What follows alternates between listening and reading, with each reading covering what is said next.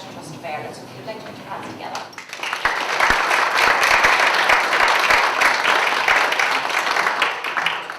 Thanks and good afternoon. Apologies for the late start. We were trying to get this bright light over the screen but I don't think we're going to manage, so you'll have to persevere with us for the next wee while. I'm delighted to be able to talk to you today. I'm always pleased to come to the dock because you've made such great strides forward in your Green Campus campaign.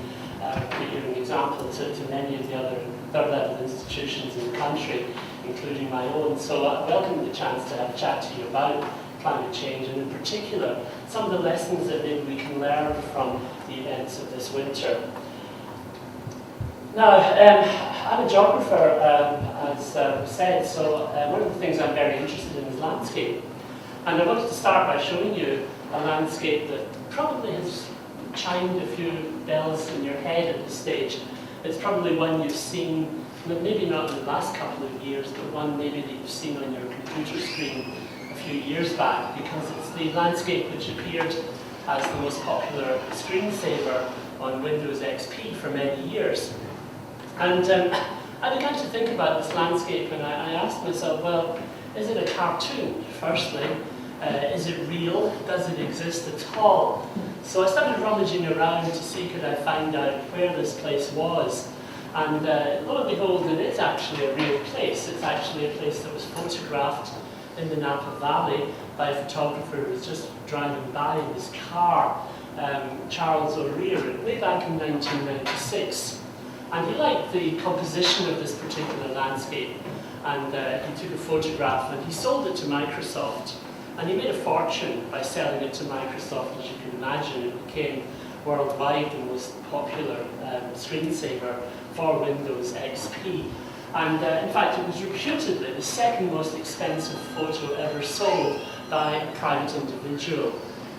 So it became a very significant landscape. Now at this stage you're wondering in your mind, I know, well, if that's the second most valuable photograph, what was the most expensive one ever sold? And well, for that you have to go back a little further, and it was this one, of course, who the photographer by chance took many years before, and managed to sell it for an even higher price than the one which went onto your computer screens. But going back to this particular landscape, the other question that I began to wonder, well, if that was 1996, what would it look like today? Could we actually see what that landscape looks like in the real world of 2014? And first of all, you can go back a little, and this is what it looked like way back about 10 years ago. And you can see how dramatically that landscape has changed in a very short period of time, telling us that landscapes are really dynamic things. Now, with the wonders of Google Earth, of course, you can go into that landscape today and you can see what it looks like today, and you can see it's now covered in vines. So, very different kind of landscape over the past 17 or so years, going from this to this to this, telling us that what we think of as constant in our world, what we think of as things that don't change, often change quite dramatically and often change very quickly over short periods of time.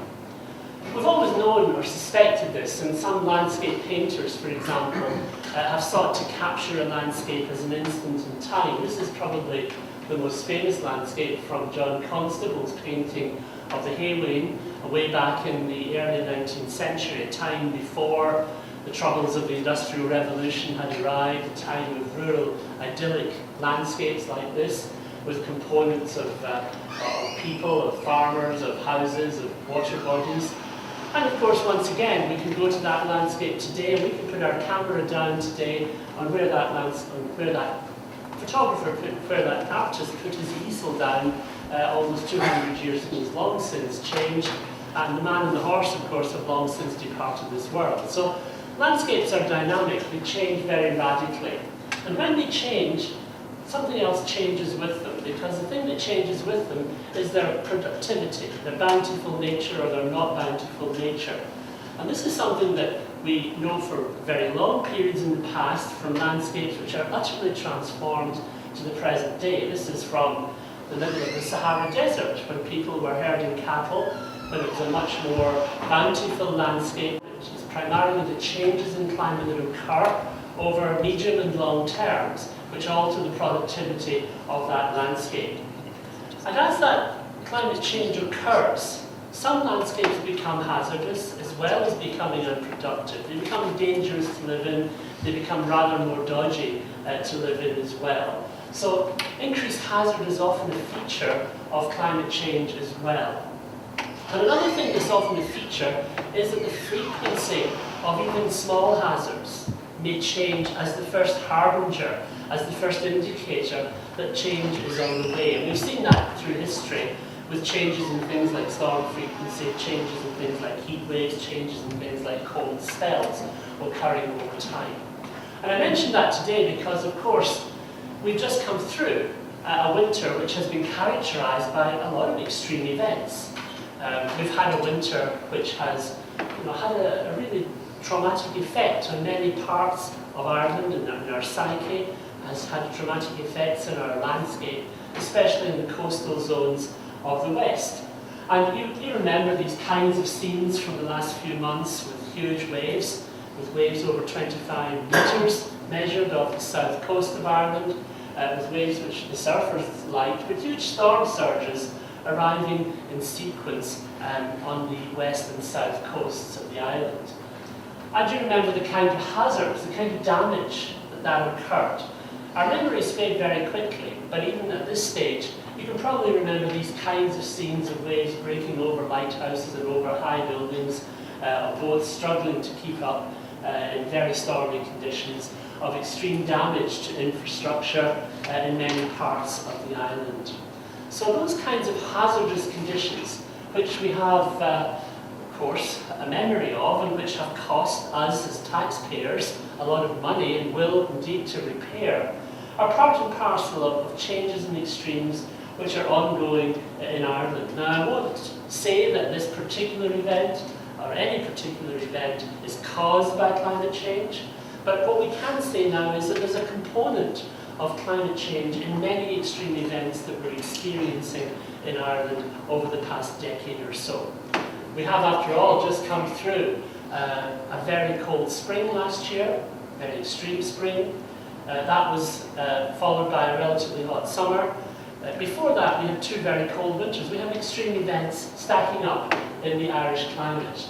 And many of those events, like the ones of last winter, are events which I think we have to take notice of. We have to think about, is this something which is going to become more frequent? Is it something which is telling us that Irish climate, far from being the stable, moderate kind of climate that we've always associated with it, is getting a little more unstable, is getting a little more damaging? Now, I wish I had data from Dundalk to show you, but this is perhaps where the most extreme consequences of last winter were demonstrated in the southwest of the island, in Kerry and Cork. And if you were a planner, if you were somebody maybe tendering for a construction job, one of the things you would habitually do would say, well, how often would I have to leave my labour force off because it was too wet to work?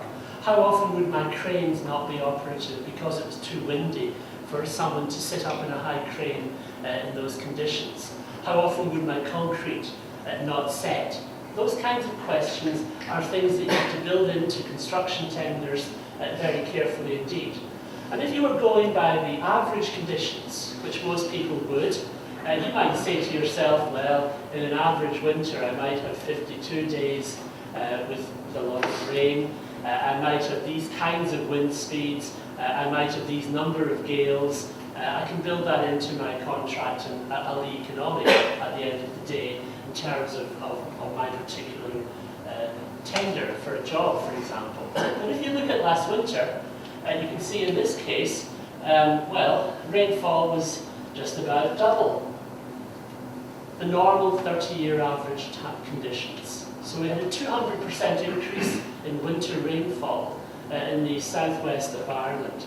The number of wet days, again, a huge increase on the norm established over 30 years, and one of the windiest winters for the past 4 or 5 decades. And if you take February alone, which we've just come through, in Ireland we had 23 days when gales were being measured. We had 3 days with storms, where we were up to force 10 on the Beaufort scale, and we had 1 occurrence in the southwest in Shannon of hurricane force winds being observed. So these were exceptional events indeed, these were exceptional extremes. And when you put them all together and add in things like lightning, add in the relatively mild temperatures, we see a very unusual winter that we've just passed through. Now the cause of all that, in the short term at least, can be explained in terms of the behaviour of that fast-flowing ribbon of air which loops around the Earth, around our latitude, which we call the jet stream. It's a layer of air maybe 10,000 metres up from the surface, which marks the boundary between the warm and the cold air masses of the globe, between the tropical air, surplus of radiation, excess of heat, and the cold polar air masses, not much sunlight in the winter, cold, losing radiation. That boundary generates a fast-flowing ribbon of air up to maybe 200 kilometres an hour in places. And usually it loops around the globe in a kind of a wave-like manner, kind of a wave-like fashion, reflecting the balance between the Coriolis force pulling it one way and the pressure gradient force pulling it another way. And what we find with the jet stream is it tends to change over time. It tends to evolve from a kind of pattern like this, where it's looping around very quickly with very limited wave development, to one where the wave development becomes a little more pronounced, to one where the wave development becomes even more pronounced, and we get even cut-offs developing. That's what the jet streams do as well. They mix up the warm and cold air mass, which keeps our planet stable. So they're an essential thing. What we had this year was none of that happening. We had simply an almost unchanging pattern all the way from the middle of December right through to the end of February, where the jet stream was coming straight at us out of North America, heightened by the cold winter they've had in North America, sharpening up the velocity, sharpening up the gradient, and not causing it to loop, as you can see, but come straight at us in a very fast-flowing manner. Now, when that happens, what you get is an encouragement for air to start rising and form depressions, air to start rising from the surface and to form storms. And so the jet stream is the kind of curtain rail for our storm systems around the globe. It helps form them, it helps guide them.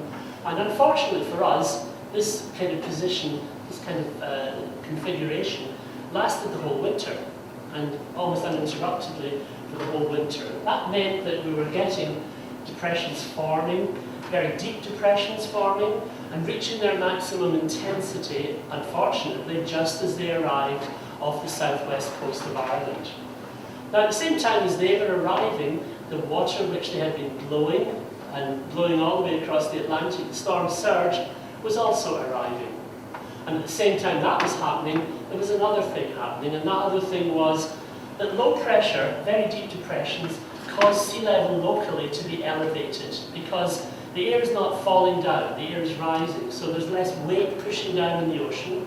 So the ocean locally rises by about 1 centimetre for every millibar or hectopascal pressure falls. And when we had depressions below about 950, you can see we therefore had another 20, 30, 40 centimetres of higher sea level simply as a consequence of that as well. All of that, as you can see, creating the conditions for extreme attack, wave attack on the coast. To top it all, unfortunately, the arrival of those storms frequently coincided as well with a high spring tide. The high tide that occurs every fortnight or so. And this year, we had exceptionally high tides. So the storms were arriving at the same time as the storm surge was arriving, at the same time as the low pressure was reaching its peak, and at the same time often as the high spring tide was occurring.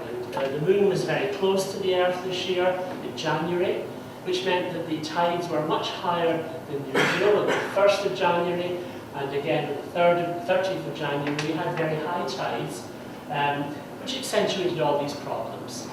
Now what that tells us is that, well, when you have a disaster, it's not usually just one thing that goes wrong. It's usually a whole sequence of unlikely events that occur at the same time. Joint probability of unlikely events. It's rather like if you were in Cheltenham a couple of weeks ago, you had an accumulator for 100 or 250 to 1 and everything went right for you at that time. It's the opposite with many disasters. It's all of those once in 10 chance here, once in 50 chance here, once in 10 chance here, all coinciding. There was one extra ingredient though, and the extra ingredient over the past few years has been that all of this has been happening as global sea level has been rising. And it's been rising consistently, as I'll show you in a moment. So all of this action was happening on a sea level which was 20 centimetres higher globally than it has been in the past century. So everything, if you like, is ratcheted up.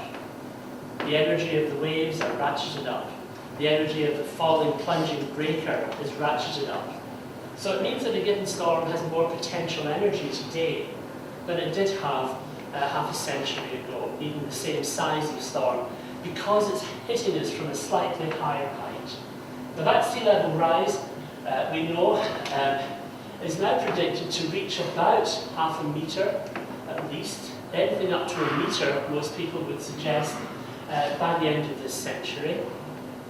We know that it's accelerating in terms of the rise. In the past decade, sea level has begun to accelerate.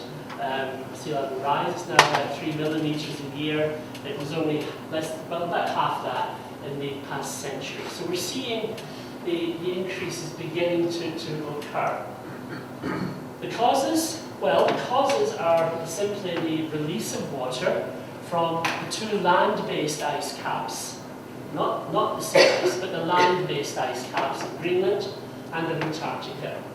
And within the last couple of months, the Intergovernmental Panel on Climate Change has thrown more light on just how fast water is being released from those two big ice caps. If you take Greenland, we now know that it's melting much more quickly. It's not going to melt out for centuries, so let's not worry, but it is adding water to the global ocean of about 215,000 million tonnes every year. That's a colossal amount. But what's actually more interesting in many ways is their statement about what's been happening in the Antarctic, because we always thought the Antarctic was actually adding ice, that more snowfall was going to counteract what was happening in Greenland. We now know that these ice shelves in Antarctica, these blue areas, are dragging ice off the land more quickly and melting it out more quickly. So that in Antarctica, we now know that we have something like 4 times, 5 times as much water being added to the global ocean each year as we had a decade or so before. So we're seeing a lot more action happening. We're seeing these two great ice masses adding considerably to the global ocean. I said land ice because sea ice doesn't do anything to global sea level. It's already floating on the sea. But on the sea ice story, we know that we have quite dramatic changes happening in the Arctic as well. This is the picture from last autumn when you could have sailed quite happily from Dundalk right round Siberia into China or on to Japan without encountering any ice in the middle of last summer. Very remarkable. Usually the average conditions would have blocked you